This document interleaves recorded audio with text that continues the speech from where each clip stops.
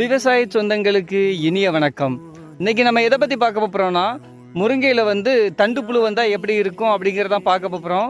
பாருங்க, இப்போ இதை பாருங்க எந்த அளவுக்கு தண்டு புழு நம்ம முருங்கையை பாதிச்சிருக்கு அப்படின்னுட்டு. இப்போ நம்ம இதை என்ன பண்ணணும்னு பார்த்தீங்கன்னா, ஒரு குச்சி எடுத்து அந்த தண்டு புழு கடிச்சு ஓட்ட போட்டு உள்ளே போயிருக்கோம். இது நம்மளுக்கு கீழே இருந்து மேலே வரல, மேலே அந்த வெட்டின இடத்துல இருந்து தான் உள்ள பாதிப்பு போயிருக்கு.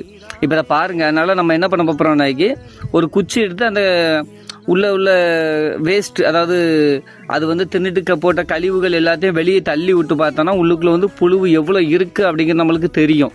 பாருங்க எந்த அளவுக்கு புழு நம்மளுக்கு இருக்குது அப்படின்னுட்டு.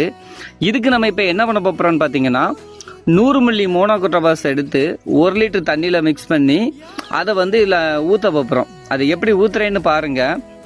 இப்போ இந்த அளவுக்கு நல்லா க்ளீன் பண்ணி எடுத்துட்டு அதுக்கப்புறம் ஊற்றணும். அப்போ தான் நம்ம ஊற்றுற மருந்து அந்த தண்டு வழியாக வேறு வரைக்கும் ஓரளவுக்கு இறங்கும்.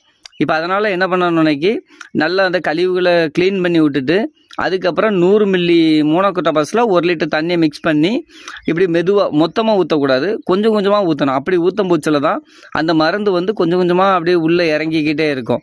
இப்போ பாருங்கள், நம்ம ஊற்றின உடனே அந்த புழுவெலாம் எந்த அளவுக்கு செத்து அப்படியே வெளியே வருது பாருங்கள். இது அரைகுறை உசுரோடு தான் வெளியே வருது.